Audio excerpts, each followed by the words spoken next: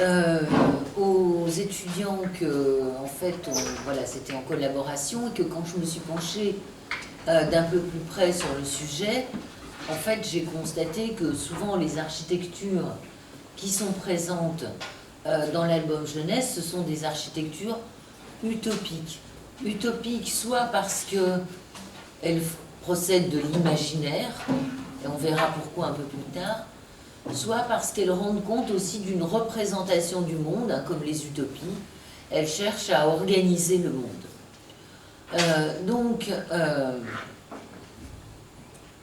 Je vous ai mis, j'ai choisi de commencer la communication par 2 citations et un dessin d'enfant. 2 citations. La façade d'une maison n'appartient pas à celui qui la possède, mais à celui qui la regarde. Et c'est bien ce que l'on fait lorsqu'on regarde des maisons dans un album de jeunesse. Et que tu lui donnes un crayon, et l'enfant bâtit sa maison. C'est en effet l'un des dessins préférés, fabriquer des maisons pour les enfants. Donc tout cela montre à quel point l'architecture dans l'expérience enfantine se noue autour de la maison. Ces 2 premières citations rendent compte de 2 des raisons pour lesquelles l'architecture vraiment primordiale, celle qui va fonder et même parfois qui fait naître le récit en littérature de jeunesse, c'est la maison. La maison, elle est au fondement même de la représentation du monde, de l'enfant et de lui-même dans le monde. Et à l'inverse, cette représentation, quand un enfant la voit depuis un dessin d'album, eh bien, elle fait immédiatement écho à son imaginaire. Elle mobilise souvent ses désirs et ses peurs les plus profondes, sur lesquelles on verra notamment en étudiant les contes. La rue, les villes viendront ensuite, et leur conquête sera symbolique. Parce que pour aller découvrir la ville et les rues, il faut avoir le courage d'aller vers l'extérieur. Et c'est souvent, en littérature jeunesse, la manière de grandir. Grandir, c'est se confronter à des architectures externes, complexes, parfois inquiétantes, souvent riches, désarmantes, dans lesquelles on court le risque de se perdre.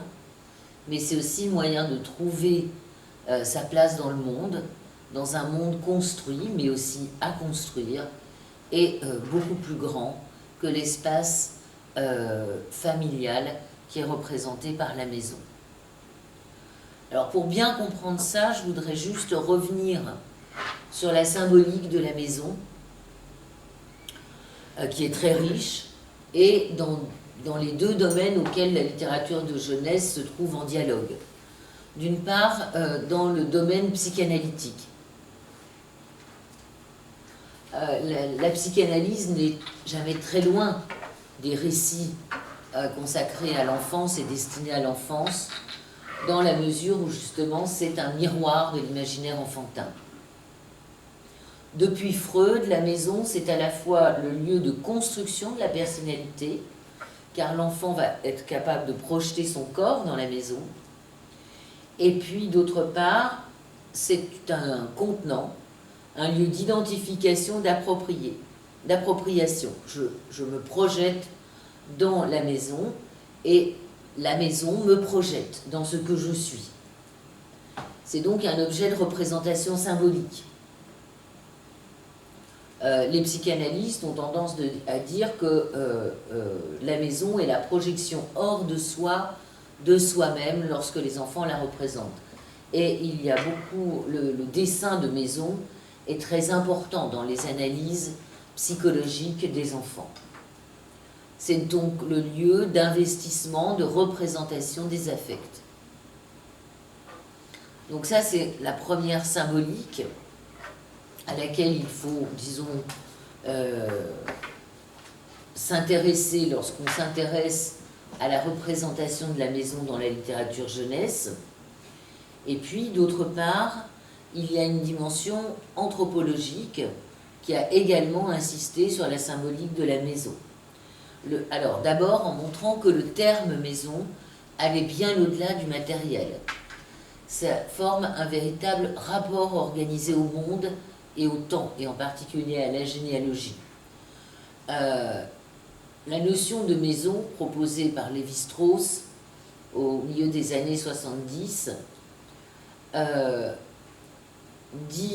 il rappelle, donc voilà la définition qu'il en donne, c'est un héritage matériel et spirituel, comprenant la dignité, les origines, la parenté, les noms et les symboles, la position, la puissance et la richesse. Il dit donc au bout du compte, la maison, c'est une personne morale détentrice d'un domaine, composée à la fois de biens matériels et immatériels, qui va se perpétuer par la transmission de son nom, de sa fortune, de ses titres, en ligne réelle ou fictive, tenue pour légitime à la seule condition que cette continuité puisse s'exprimer dans le langage de la parenté, de l'alliance. Donc, on a ici presque une définition politique. La maison, c'est notre espace de vie sociale dans notre première micro-société, la famille, mais également, elle nous pose au sein d'un univers plus large, à la fois politique et social.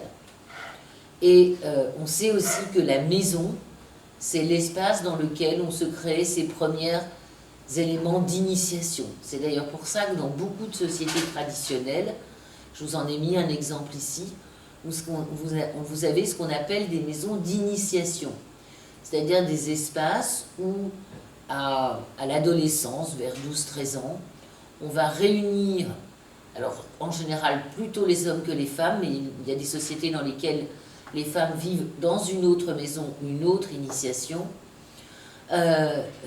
des adolescents qui vont vivre des expériences initiatiques, qui vont faire que de cette maison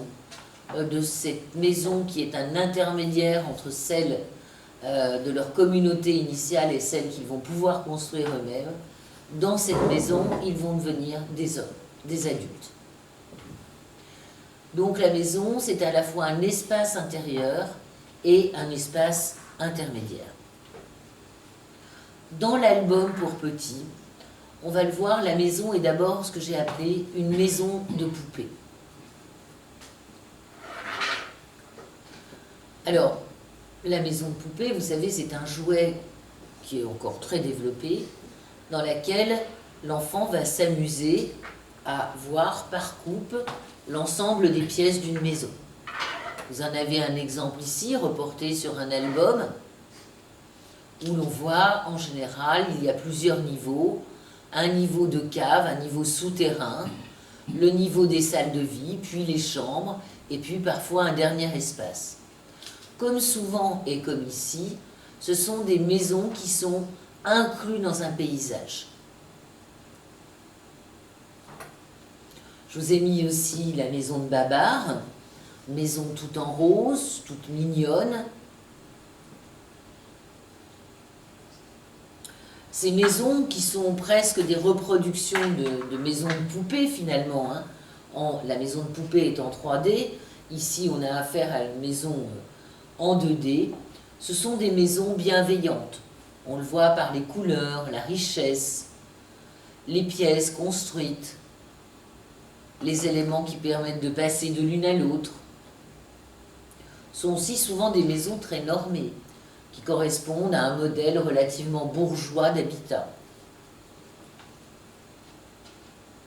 Ce sont même parfois des maisons presque palais, qui vont bien au-delà des maisons qu'on occupe réellement. Pourquoi touchent-elles beaucoup les enfants ? C'est le premier moment où les enfants vont pouvoir se saisir d'une vision globale de ce qu'ils vivent en général comme un espace plutôt labyrinthique. Ils vont de pièce à pièce. Je vous rappelle que vers 2-3 ans, on n'a pas forcément la conscience qu'une pièce se trouve au-dessus d'une autre. On n'a pas une conscience spatiale très développée. Donc en fait, on a du mal à se représenter la maison.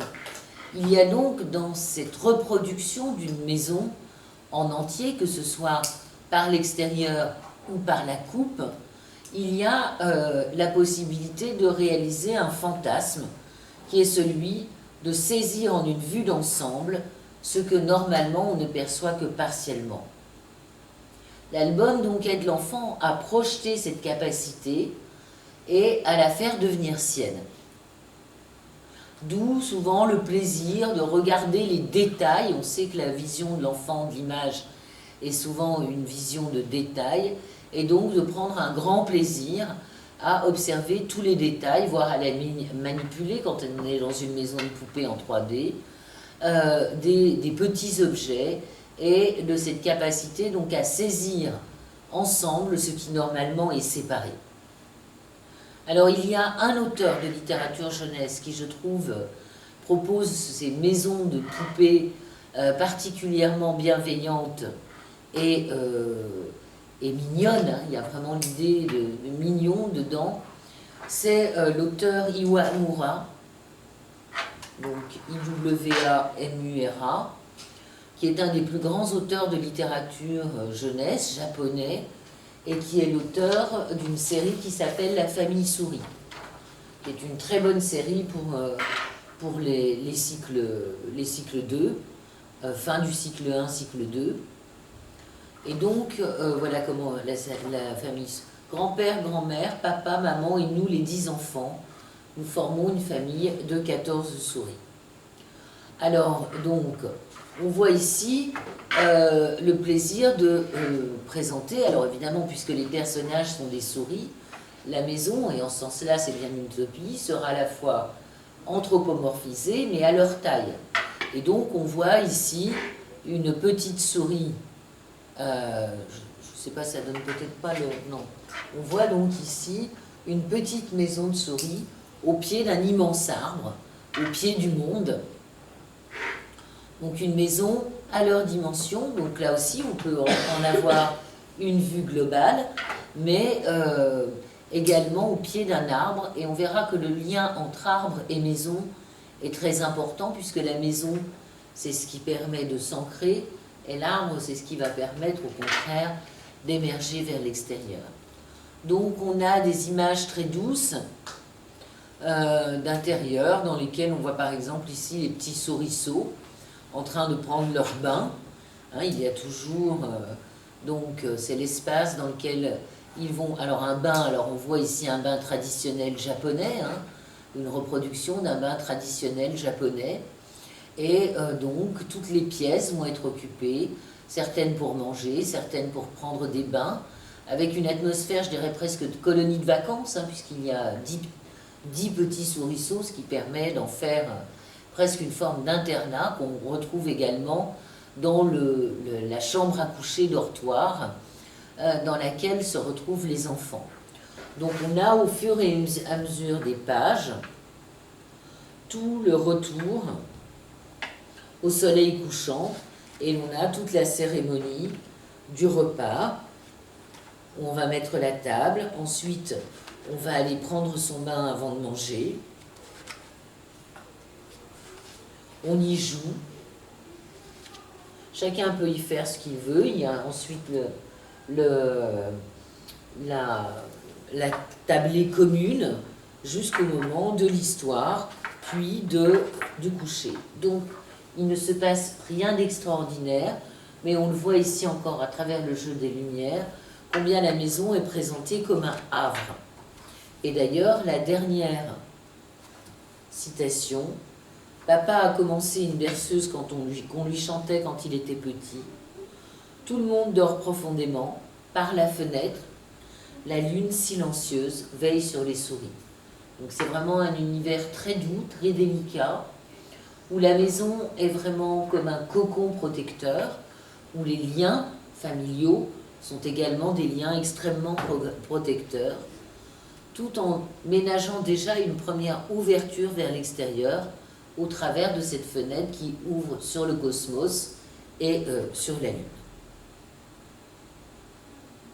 Et voilà, et l'on a donc une sorte de contre-plongée qui s'éloigne sur cette petite maison dont on a vu en fait toute la chaleur humaine qui s'y développait. Alors, d'autres maisons peuvent avoir plus d'ambiguïté, d'ambivalence et de complexité. à la distinction de ce que j'ai appelé ces maisons poupées, on va trouver en particulier dans le conte un rapport plus complexe à la maison. 3 contes dans lesquels la maison est un motif essentiel. Le premier, c'est Boucle d'or.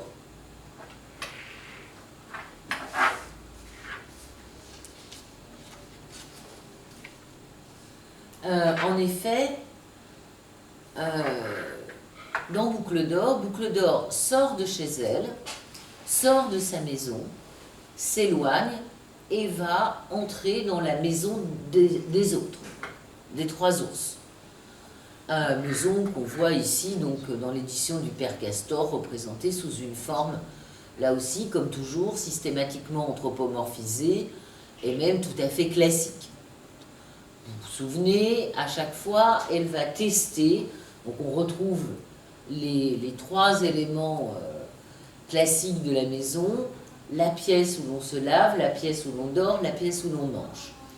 Et à chaque fois, donc, Boucle d'or va tester d'abord les places de papa ours, puis celles de maman ours, pour enfin considérer qu'elle est très bien dans celle de petit ours.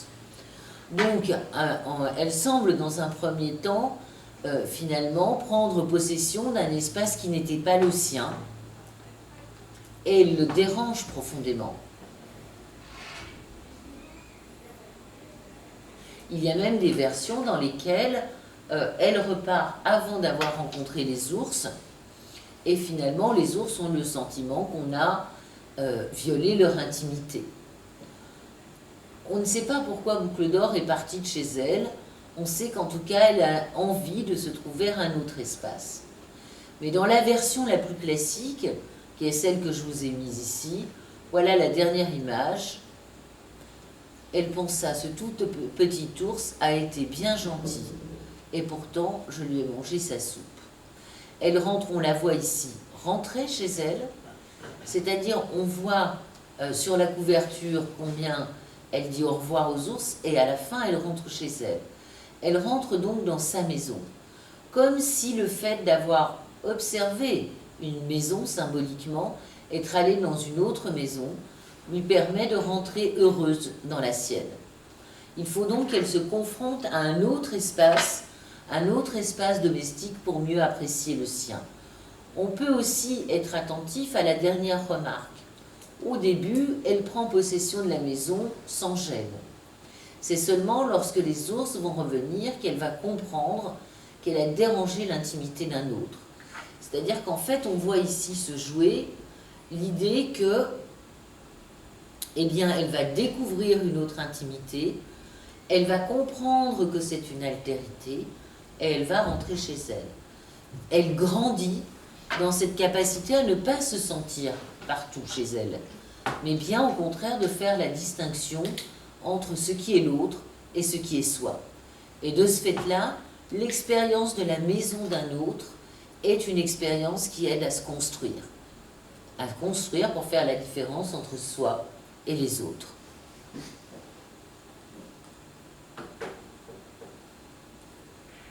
Donc c'est une maison ici qui n'est pas la sienne, qui n'est pas que protectrice, elle est aussi une maison dans laquelle on expérimente l'altérité. Et puis il y a évidemment le fameux conte des 3 petits cochons, donc toute la structure narrative est construite autour des 3 types de maisons, puisqu'il y a d'abord la maison de paille, donc qui évidemment est soufflée très facilement, puis il y a la maison de bois qui est un petit peu plus difficile à détruire, et enfin la maison de briques que le loup n'arrivera pas à détruire et dans laquelle les 3 cochons finiront par faire de lui un bon pot-au-feu. On rappelle qu'il finit dans la marmite. Alors, là aussi, on peut voir donc la maison comme un passage à l'âge adulte. Je vous rappelle que le premier petit cochon, donc on demande aux petits cochons de s'installer dans leur maison. Le fait de quitter la maison des parents, évidemment, a toujours été considéré comme un passage au monde adulte. Je l'ai dit, et même dans les sociétés traditionnelles, on le fait toujours symboliquement. Le premier n'a pas très envie de bosser longtemps, et donc il fait une maison trop fragile. Et au fur et à mesure qu'ils vont d'abord s'entraider, mais aussi accepter, j'allais dire, de travailler, eh bien les enfants, les cochons, lapsus révélateur, les cochons vont finalement renforcer leur autonomie et pouvoir affronter les dangers de la vie qui sont incarnés dans le loup. Donc il s'agit vraiment là d'une prise de conscience, j'allais dire d'une prise en compte du principe de réalité, non plus du principe de simple plaisir. Il faut une maison solide. C'est ce qui nous permet de grandir et de nous installer dans notre propre autonomie.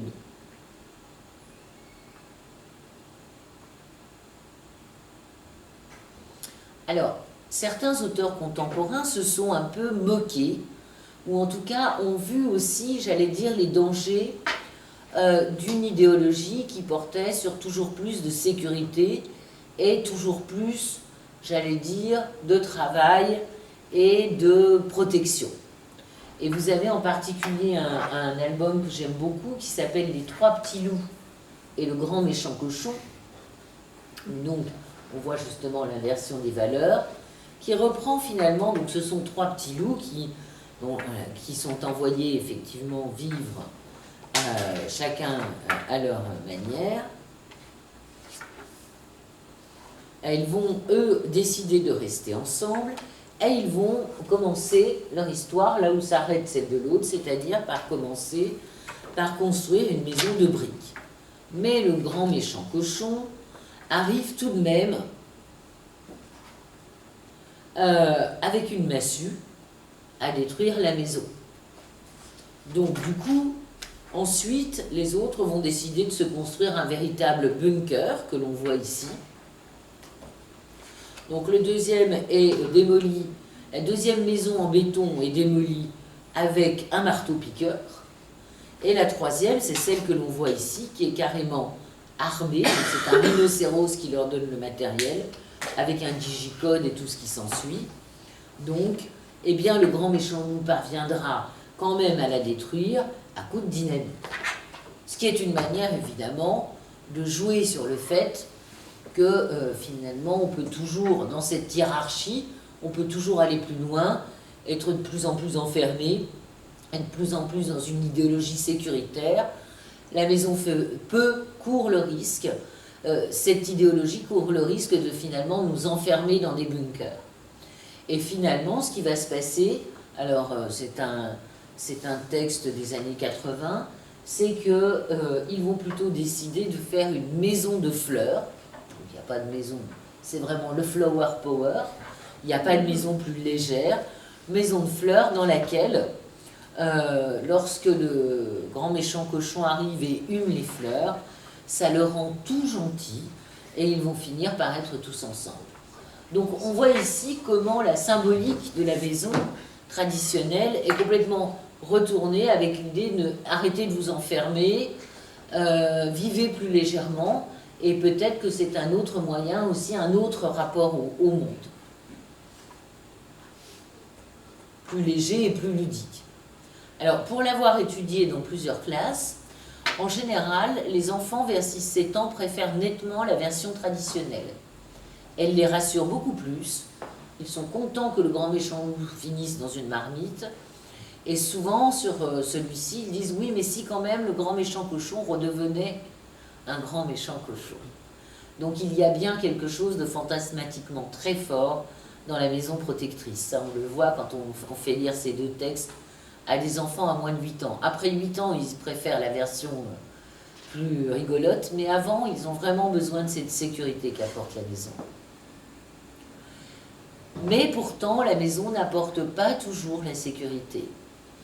Et vous rappelez dans Une seule et Gretel, la maison de la sorcière, maison tout en sucrerie, maison attirante par excellence, et maison donc qui est un piège pour ceux qui vont se précipiter pour en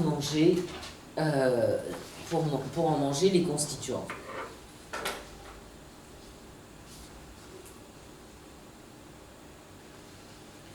En particulier, c'est une maison qui appelle à la pulsion de dévoration. qu'elle va finalement retourner contre celui qui l'a eue, puisque c'est Hansel et Gretel qui ont voulu manger la maison et qui se retrouvent destinés à être mangés. L'enfant est préparé pour être dévoré. C'est une manière aussi d'alerter sur le fait que la maison n'est pas là pour être dévorée. C'est elle qui nous garde et ce n'est pas nous qui devons l'absorber. C'est elle qui a un ventre protecteur, un ventre quasi maternel. Et ce serait finalement pervertir la fonction de la maison, pervertir notre rapport au monde, que de vouloir manger les maisons. Nous sommes là pour être à l'intérieur et non pas l'inverse.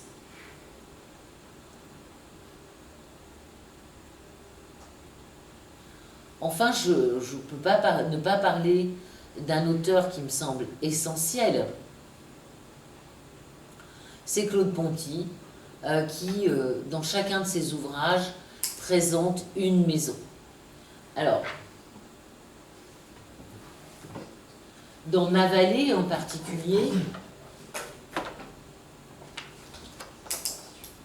donc Ma vallée décrit un univers à différentes saisons, dont chaque double page montre un élément.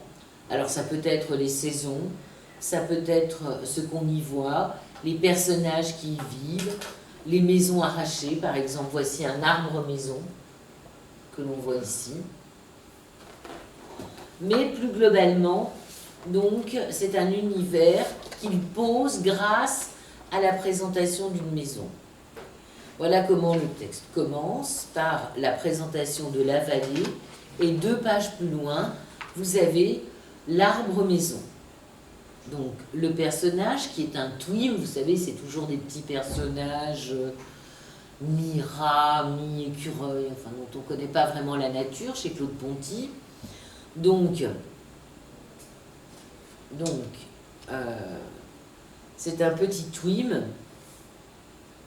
qui s'appelle Pucci Blue et qui vit donc dans cette maison dont vous voyez maison arbre, hein, toujours avec cette tension entre ce qui nous rassure et ce qui nous permet quand même de grandir. Donc on a à nouveau une maison arbre, hein, présentée là aussi sous forme de plan de coupe, qui n'est pas sans évoquer encore une fois les maisons poupées, mais où chaque élément est présenté.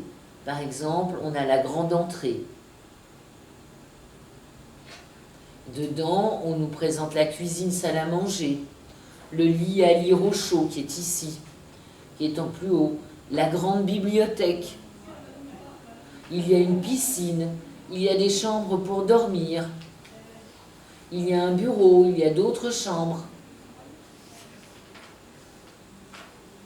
Il y a l'entrée de la chambre des amis des parents, la salle de bain, presque en haut. Et enfin, la chambre des étoiles, qui permet d'observer le ciel. Et on a toujours cette tension, hein, qui permet de voir comment l'arbre, c'est à la fois nos provisions, nos racines, mais c'est aussi ce qui nous permet d'aller vers le plus haut. Ici, c'est une maison extrêmement riche, c'est la maison idéale qui nous est présentée. Le petit Twims, ici, vit une vie heureuse dans un univers qui lui est particulièrement favorable. Mais, et c'est pour ça que j'ai parlé de symptômes, il y a d'autres maisons beaucoup plus ambiguës, voire nocives, chez Claude Ponty. Et en particulier, l'espace de vie d'un personnage qui est très riche et très puissant, qui est le petit Okilélé. Alors, donc on appelle comme ça parce que quand il est né, sa famille l'a trouvé moche. Quand il est né, Okilélé n'était pas beau. Ses parents, ses frères, sa sœur dirent Okilélé. Donc le voilà nommé Okilélé. En fait, manifestement, sous des dehors toujours très gais, Ponty évoque la situation d'un enfant martyr.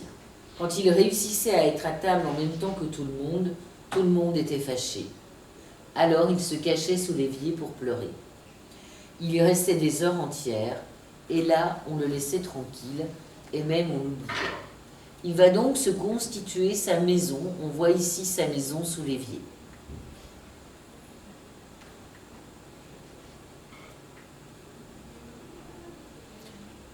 Et on voit que petit à petit, il va l'amplifier, en faire une véritable maison dans laquelle on va essayer de retrouver là aussi des espaces de bibliothèque. Il y a toujours une bibliothèque consolatrice chez Ponty. Les provisions, hein, les champignons tout en bas, des espaces.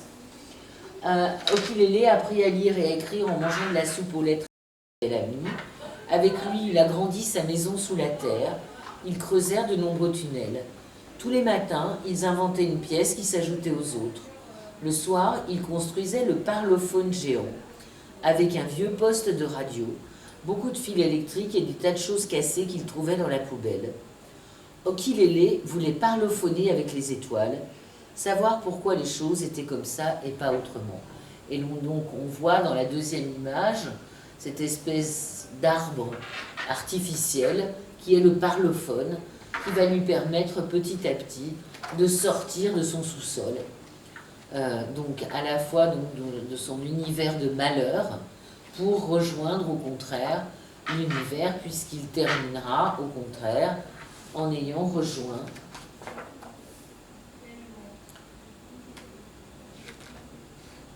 une maison, construire une nouvelle maison qui cette fois-ci est une maison tour, une maison tournée vers l'extérieur.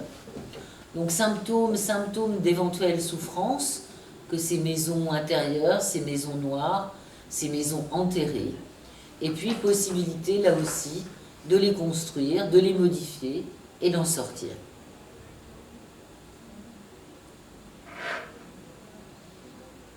Enfin, il y a ce que j'appellerais les maisons rêvées. Et il y a un bel album qu'on a acquis il y a peu de temps qui s'appelle Dame Souris et compagnie, Maison sur mesure, qui propose, là, qui permet vraiment aussi de travailler autour de l'univers de la maison, et notamment aussi en faisant décrire, en faisant, et en même temps c'est une réflexion sur ce qu'est l'architecture. Encore une fois, comme chez Iwamura, on retrouve une maison de souris, c'est une petite souris. Voici Héloïse, plus connue sous le nom de Dame Souris. C'est une architecte renommée qui imagine des maisons pour ses amis des bois et des champs. Elle reçoit de nombreuses demandes. Heureusement, elle peut compter sur de fines ailes, les petites souris des champs. Héloïse est à la fois une artiste, une dessinatrice, une décoratrice, une bâtisseuse pleine d'imagination. Elle s'efforce de répondre aux exigences de ses clients en fonction de leur personnalité. Donc on voit qu'on cherche à nous expliquer ce que c'est qu'être architecte. Et l'on voit d'abord ici sa propre maison, avec comme une souris, sa cuisine qui est en basement, hein, qui est en sous-sol, et puis ensuite sa pièce à vivre et son atelier, sa double cuisine également, et l'ensemble des éléments qui lui sont proposés. Et donc on va avoir ensuite sur toutes les doubles pages, toute une succession de présentations de maisons imaginaires en lien avec les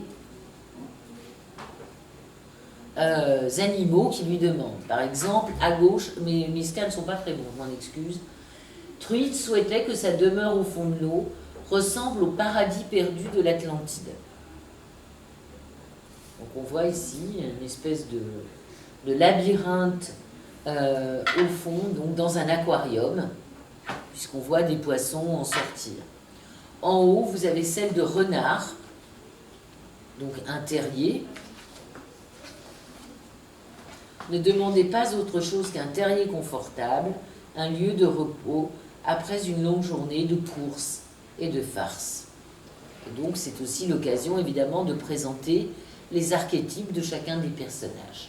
Et vous en avez comme ça une vingtaine consacrés aux lézards. Alors ça va être une maison évidemment qui donne sur le soleil, la résidence sur pilotis de grenouilles.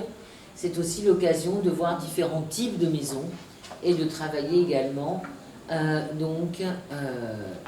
les différents éléments architecturaux dont peut être composée une maison.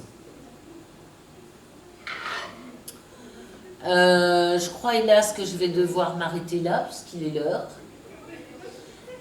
Puisque je crois qu'il y a cours, là. J'ai l'impression. Donc, je n'aurai pas eu le temps de parler de la ville. Juste quelques... Alors, voilà, Petit Elliott dans la grande ville, qui est très très beau. Et parce qu'évidemment, la ville, au contraire, ça va être le moment où on va quitter sa maison pour aller vers l'extérieur. Donc, pour grandir. Il y en a de très beaux sur New York. Donc, Petit Elliott dans la grande ville, de Mike Curato. Je vais juste les présenter. Il y a aussi l'idée que il y en a un très beau sur Paris, un lion dans la ville, où un lion finalement s'ennuie et va décider de découvrir Paris. On nous montre d'abord, parce qu'il y a souvent l'usage du plan lorsqu'on fait aborder l'architecture civile, l'architecture des villes. Souvent on nous donne des plans, on en retrouve deux exemples ici. Donc vous voyez, le lion va se promener à Beaubourg, il va sur le haut de la tour Eiffel, dont on voit également à la fois la représentation de la tour Eiffel et puis une sorte de représentation de Paris sous forme de plan. Et on va souvent jouer comme ça chez un autre très grand auteur. Donc ça, c'est de Alemania. C'est un grand album, très joli, de Béatrice Alemania, qui est en bas. Et on pourrait évidemment voir le lion, un petit sauvage, si j'ose dire, comme la métaphore de l'enfant qui découvre un univers qui jusqu'à ce moment-là n'était pas à lui. Et puis, je citerai juste les deux très beaux ouvrages de Peter Sis, Madlenka ou Le monde à sa porte. Penchée à la fenêtre d'un appartement new-yorkais, Madlenka se rend compte qu'une de ses dents bouge. Elle part faire le tour du pâté de maison pour annoncer la nouvelle à tous ses amis. Gaston le boulanger français, Ciao le vendeur de glace italien, Monsieur Singh le vendeur de journaux indiens, Mademoiselle Grimm l'allemande et d'autres encore.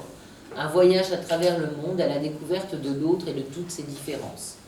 Et l'on voit ici donc la présentation de Manhattan avec ses blocs presque comme là aussi un labyrinthe. Et puis on voit des coupes par exemple de l'immeuble ici lorsque Madlenka décide de sortir. Et enfin donc on voit comment le livre qui comporte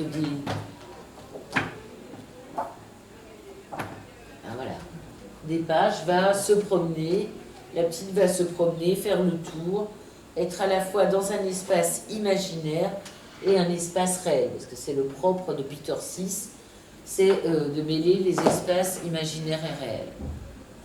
Et enfin, je vous conseille pour les cycles 3, c'est un album difficile, mais les 3 clés de Prague, dans laquelle le personnage retourne voir son enfance à travers une ville qui est à la fois fantastique et réelle, puisqu'ici on a par exemple une image du Pont Charles. Voilà. Merci. Je vous remercie.